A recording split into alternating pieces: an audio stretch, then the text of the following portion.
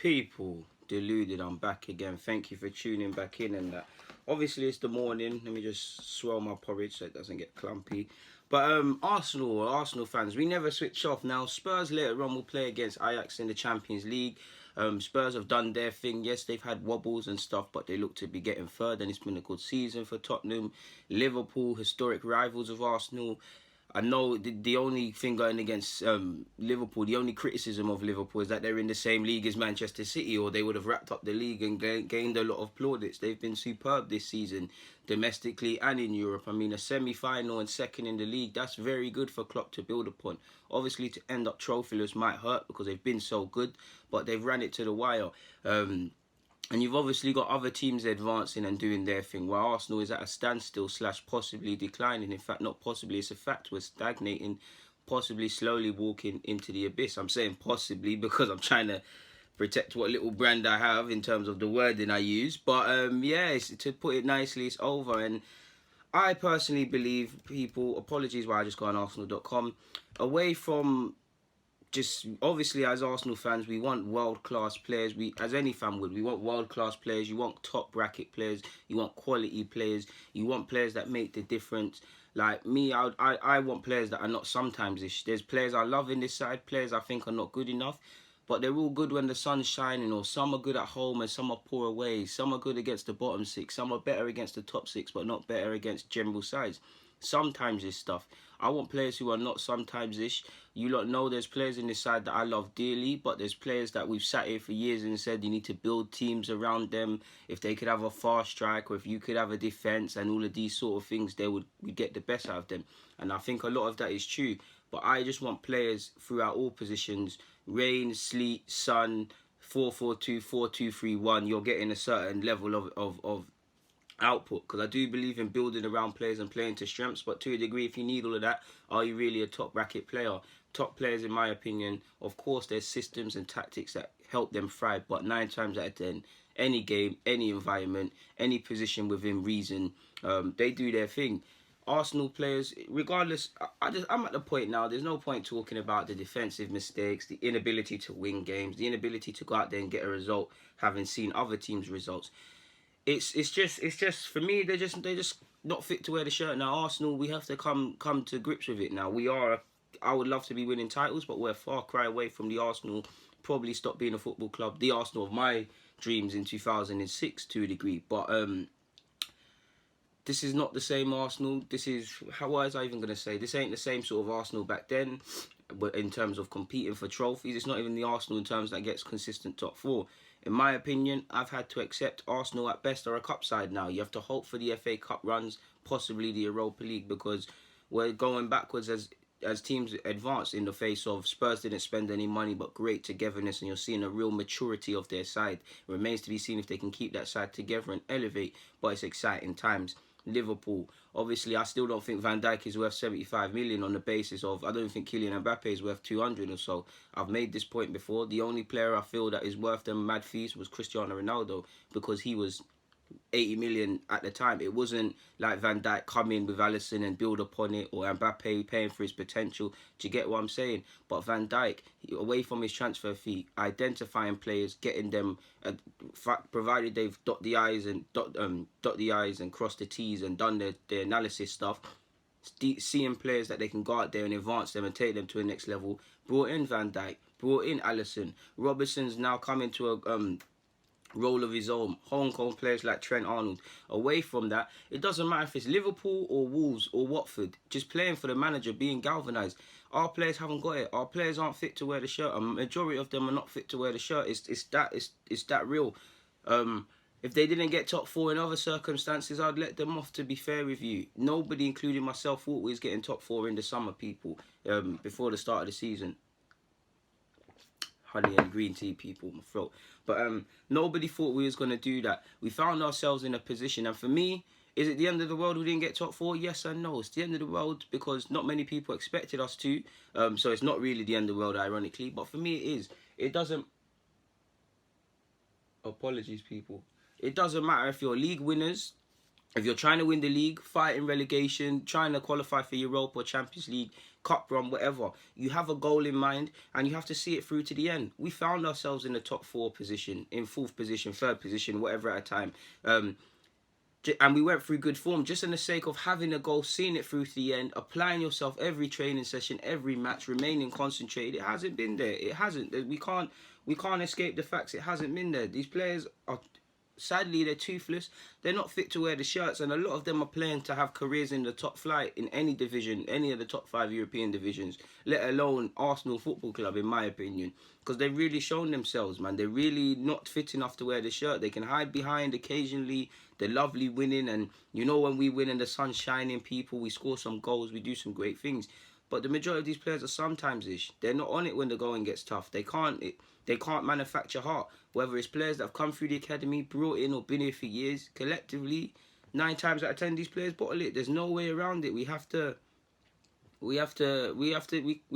beat around the bush, and we have to talk about the facts, people. If I'm just by looking at the squad, just by sell or keep. Obviously, the 2 keepers, Leno stays because he's been in good form. Czech by default is sell because Czech is off, people. He's retiring. In regards to the defence, that's where it gets a bit gazy. Now, I believe we need a fullback and we need a centre-half.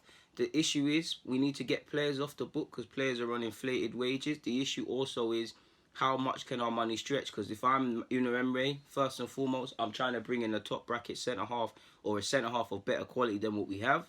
I'm trying to bring in a central midfielder of sorts. I would ideally go for 2, but let's be humble and say 1. You got to go for a winger as well. And I believe a fullback, left-sided fullback, is of equal importance as well. I actually believe we need 2 midfielders as well, but we'll just keep it at 4. There's 4 signings to be made there, and there's a question of depth. The 2 I'll start with is Monreal and Koscielny. Now, it's a tough one. I believe they're contracted until 2020. Monreal 2019, but has another option of a deal, I believe. Forgive me if I'm wrong. Koscielny, I thought he was past it. You lot know I'm a big Koscielny fan. I thought the injury and these things, he'd be past it. He's proven me wrong. I'm happy to say that. I said in the previous video, I hope he proves me wrong, and he has. But just because he's doing it this year doesn't mean he's going to be at this standard next year, people. And if we're honest, Koscielny, beyond him being Koscielny and being a loyal servant to the club and good form, he can't be anything more than second or first. He can't be anything more than 3rd choice for any team trying to aspire next season. So with Monreal and Koscielny, they've both been 2 of our players you're looking at as probably ironically need to be moved on eventually, but they've been in decent form. Monreal has been okay, had some tough periods. If we can't bring in a left back, then Monreal has to stay. Koscielny, they're contracted until 2020, so both can stay for depth, in my opinion, especially because there's other players. Apologies for it cutting out there, people. But there's other players I would probably let go beyond Koscielny and Monreal. I'd have to, if I'm Unai Emery, I want to have an honest conversation with either player and say, listen, I know you're of the age where you probably want to either return to France and Spain respectively, maybe try something else, maybe try the Americas, maybe, I don't think either player's on it, but possibly the China route for the financial package. There's a lot of things for these footballers to think about. And I know Monreal is very switched on in regards to his future, because at a point he was in university and did have to stop it in regards to trying to advance his football career, and he has got a lot of ventures off the field, so he's very much knows what he probably wants to do beyond his playing careers, people. But so them 2 are undecided, but probably if I could bring in a centre half and a fullback, then them 2 could stay in terms of squad depth. Monreal can obviously be used at centre half as well as fullback. Koscielny, realistically, he probably could not play 38 Premier League games without even talking about Europa, Carling and FA and all of them other cup competitions there. So you've got him, them 2 would say keep. Bellerin, Socrates, Holding for me stay at this club, as does Mavropanos. If your name is Kyle Jenkinson, Lichtsteiner, and obviously Skodra and Mustafi, you're out. So that's 3 centre halves. I'm undecided about Kohler, to be fair. He's good going forward. He's a bit of a liability defensively. I believe on current form he can be 2nd choice, but I need someone who's a bit more better all-rounded. If he can improve, then cool. But we'll say keep, because if Monreal goes, then if Monreal decides he wants to leave in the summer, then it's a bit political. So out of the defenders, out of the 3, 6, 9, 10 defenders, courtesy of Arsenal.com, I'm keeping hand on heart people that I'm progressing with in terms of playing a major part next season would be Hector Bellerin, Rob Holding, Socrates, and Mavropanos, to be fair with you. Koscielny and Monreal stay for depth purposes, and obviously Kohler's there as well. The rest, Jenkinson clearly needs to go. Mustafi clearly needs to go. Lichtstein has shown he's not at it. Mavropanos possibly a loan spell, I'd keep him, but possibly a loan spell. Midfield where it gets a bit debatable. Ironically, Maitland-Niles is put as a midfielder on Arsenal.com, but he's been playing as a fullback.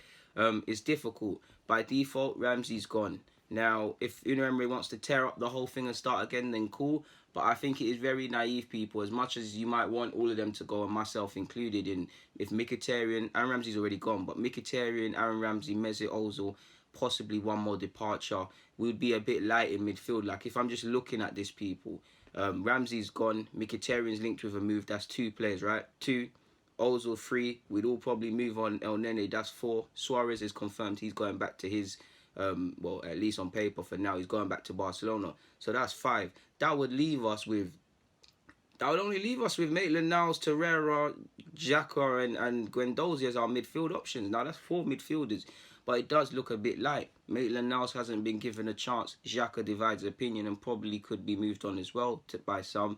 Torreira is Torreira. Guendouzi's a young man and he's still adapted. So I would move forward. Obviously, I would move forward with a lot of these players, to be fair with you, in general at Arsenal. But in midfield, if it came to it and I could only sell one out of Mkhitaryan and Ozil, I'd sell Mkhitaryan. So I'm going to say Ramsey's leaving by default. So that's Ramsey, Mkhitaryan, El Nene. Suarez is returning back to his club. To be fair with you, Xhaka could stay for squad purposes. But if an offer comes, then I'd let him go. We need to really pattern up our midfield. So let's just say 4 of our midfielders can go. The ones I would move forward with, Mesut Ozil, or at least on paper, because I believe Mkhitaryan, Ramsey and Ozil going would be a madness in terms of losing creativity. Yeah, we could bring a body in, but if that body that gets brought in gets injured, what happens then, people? So I'd say people I'd move forward with, I like Mkhitaryan, but I'm going to say Mesut Ozil, Lucas Torreira, Guendouzi, Maitland-Niles and Xhaka in terms of being in the squad for obvious reasons. Up front, it's a no-brainer. It's Lacazette, Aubameyang. Iwobi's technically classed as a striker here, so that's Iwobi into the side. Wolves is obviously being let go. In terms of young players, obviously I believe Nelson should be brought into the squad next season. He's still developing. He's not going to be the answer. He's not going to get 10 goals, 10 assists, but I believe he should be brought into the squad. Who else? We've got to make a decision on probably Callum Chambers. We need a second choice keeper because I know Martinez has said he needs to speak to Unai Emery. He wants to play football in that. Or Spina's dad said he wants to stay in Napoli. Czech's retiring. So a lot has to be said with that. Callum Chambers' career. I think Callum Chambers has shown he can be used in the squad next season.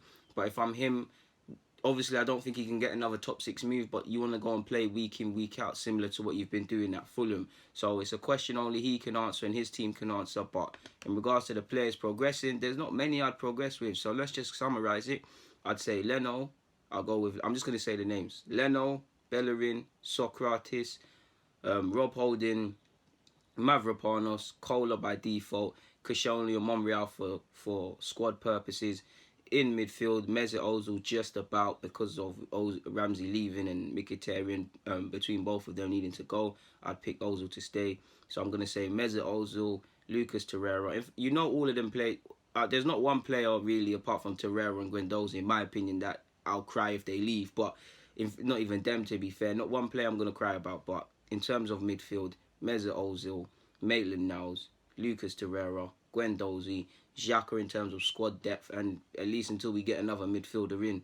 Unai Emery likes him via him playing all them games, so him, yeah. Up front, Aubameyang and Lacazette. Iwobi's technically classed as a forward. Iwobi, Xhaka, Monreal and Koscielny would be my squad players, people. Iwobi, I believe you can't rely on him because he's shown he can't get 10 goals, 10 assists, although he's improved this season in front of goal.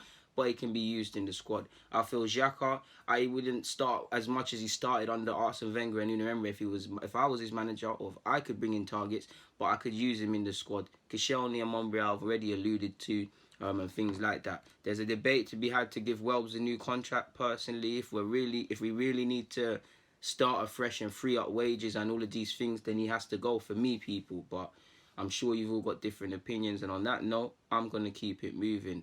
People, apologies for it cutting out earlier, but Deluded, I'm out.